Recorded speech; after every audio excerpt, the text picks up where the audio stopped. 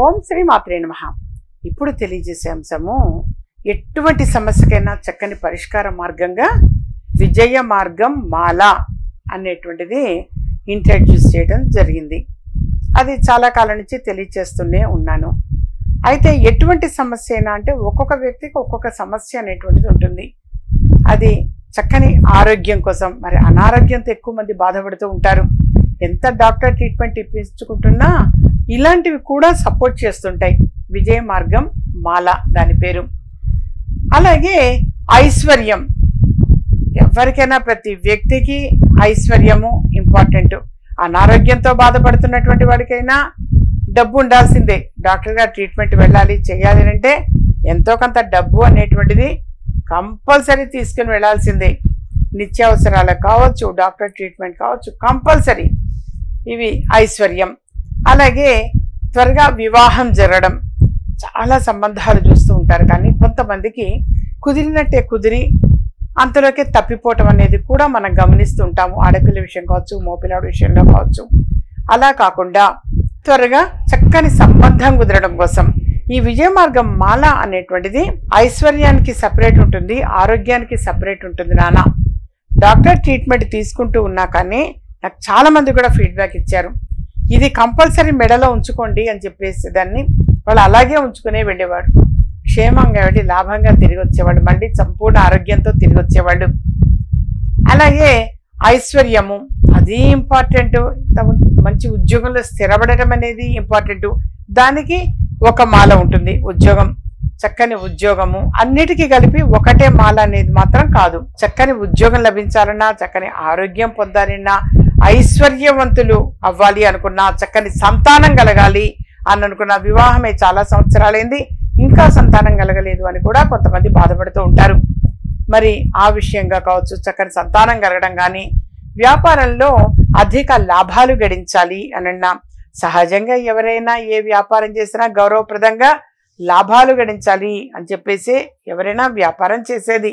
లాభాన్ని ఎక్స్పెక్ట్ చేసే మరి బిజినెస్ చేస్తారు. సో అధిక లాభాలు గడించాలన్నా, అలాగే స్వగృహం కోసం ఇల్లు అనేటువంటిది ఒక డ్రీమ్, అదొక కళ. ఆ కళ నెరవేర్చుకోవాలి అని చెప్పేసి ప్రతి వ్యక్తి కూడా తాపత్రయపడుతూ ఉంటారు. మరి అలాంటి స్వగృహము అనేటువంటిది కూడా ఏర్పాటు చేసుకోవటము. అలాగే దంపతుల మధ్య ప్రధానంగా తెలియజేసేది దంపతుల మధ్య సఖ్యత కోసము. ఎక్కువ మంది దంపతులు, ఎక్కువ మంది నాన్న, ఇంత మునుపు అయితే ఎక్కడన్నా కొంతమంది ఉండేవాళ్ళు, కానీ ఇప్పుడు ఎక్కువ మంది అన్నమాట సఖ్యత లోపిస్తున్నది. దంపతుల మధ్య సఖ్యత అనేది లోపిస్తున్నది. సో దంపతుల మధ్య సఖ్యత పెరగాలి, ప్రేమానురాగాలు పెరగాలి. అలాగే దృష్టి దోష నివారణ, ప్రధానంగా నరదృష్టి, నరఘోష, ఏడుపు వల్ల ఎక్కువ మంది సఫర్ అవుతూ ఉంటారు. దానివల్ల వీళ్ళ ధనం బయట ఆగిపోతూ ఉంటుంది, సమయానికి రావు. వీళ్ళు వివాహం పెట్టుకుంటారు, బయట ఆగిపోయిన డబ్బు తిరిగి రాదు. మరి పడేటువంటి టెన్షన్, అది ఎగ్జాంపుల్గా తెలియజేసా, కానీ చాలామంది సఫర్ అవుతూ ఉంటారు.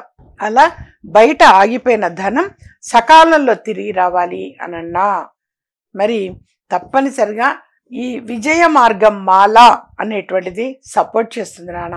విజయ మార్గం మాల అది మీరు జస్ట్ ఫోన్ చేసి సమస్య ఏమిటి అనేది అంతవరకే చెప్పండి, మొత్తంగా కాదు. ఎందుకంటే మా పిల్లలు కానీ నేను ఫోన్ లిఫ్ట్ చేయను ఎప్పుడు కూడా.